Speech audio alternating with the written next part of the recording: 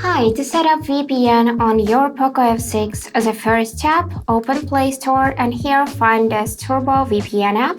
Install it, wait a few seconds till it is downloading, and after that we can immediately open it.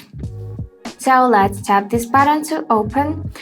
Now we need to agree with terms of service and privacy policy. So let's tap continue. Here we just need to skip this free trial. And now we need to allow this app to send us notifications because without this tab it won't work. So let's allow the permissions. And now we can connect to another server by pressing this caret icon.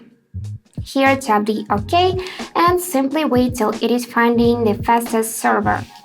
So here we're skipping this trial again, and now we are connected to the United States. To change the country, just tap this tab and select any other from the list. For example, let's choose Canada, Toronto, and now wait again till it is connecting to the Canada's server.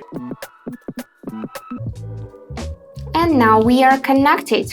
If we close this app, in this upper panel we'll see this VPN icon, which means that we are connected to VPN now. You can go back in this app, skip the advertising, and to disconnect just tap this cross, select to disconnect, and that's it for today. Hope this video was helpful and thank you for watching.